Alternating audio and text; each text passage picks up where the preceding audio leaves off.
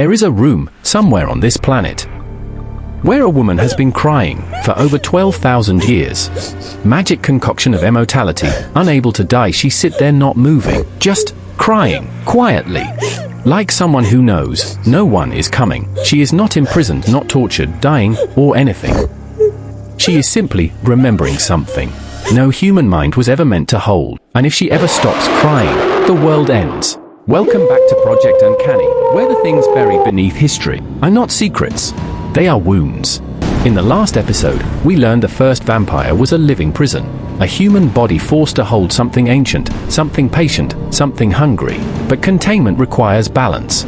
Something must monitor the pressure, something must know when the seal begins to break. And for thousands of years, only one being has carried that knowledge. A witch who saw what happens when containment finally fails. And the moment she understood it, she asked for only one thing: never let her forget. When the witches found her, she was already different. She did not speak like others. She did not think in sentences. She described reality the way drowning people describe water, as pressure, as weight, as something always closing in. When they asked what she had seen, she refused to explain. Instead, she made a request. She asked them to lock her mind in a single moment, and never allow her to move forward in time again. Not sleep, not dream, not forget. To experience the same memory, continuously, forever. They asked why. She answered calmly, if I stop experiencing it, it will begin. At first, they thought she had seen death, extinction, destruction. But what she described was worse. She did not see humanity die. She did not see the earth collapse. She experienced the moment meaning stopped existing. Imagine holding someone you love, feeling their warmth, hearing their breath. Then suddenly, you cannot remember what a person is.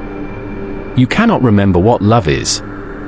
You cannot remember what remembering is. Nothing disappears. Everything simply loses significance. Reality continues, but it no longer matters. She felt existence become emotionally empty, like a body after the soul leaves. But this is what truly broke her mind. She did not experience the end as an observer. She experienced it as the last conscious thing left. Imagine being the only awareness remaining in a universe that no longer understands what awareness is. No sound, no sensation, no meaning. Only the knowledge that everything that ever existed will never feel anything again. She said the silence was heavier than gravity, and it was still expanding. The witches discovered something impossible. Her emotional response was stabilizing reality. Her grief was anchoring meaning itself. As long as she continued feeling loss, existence retained emotional structure. Her sorrow became a barrier. Her memory became a lock. Her pain became a seal.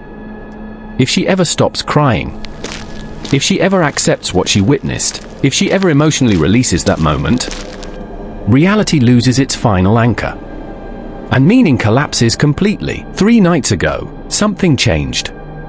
Observers noticed her breathing had slowed. Her crying had softened, not stopped, but weakened, like someone becoming exhausted from grief. Like someone beginning to accept the loss. And then, for the first time, she spoke a full sentence, very quietly, very gently, as if comforting someone unseen. She said, "It hurts less now if her pain fades. The seal dissolves. If the seal dissolves, the prison fails. If the prison fails, the entity beneath Antarctica reunites with itself, and meaning disappears." There is one final detail the witches never revealed. Something they hid even from each other. The witch is not crying for the world. She is crying for one specific memory. One person. One moment.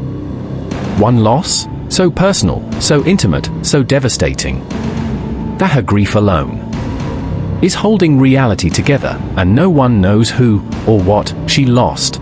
Think about the person you love most. Now imagine losing them, not to death, but to something worse. Imagine the universe slowly forgetting they ever existed.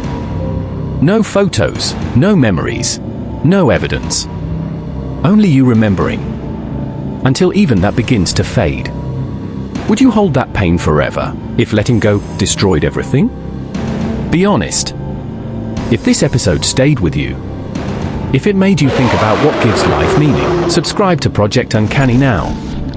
Because next episode, we reveal the places on Earth where meaning has already started disappearing, and the werewolves are the only ones who can still feel where those places are. Comment below, what is one memory you would never release, even if holding it hurt forever?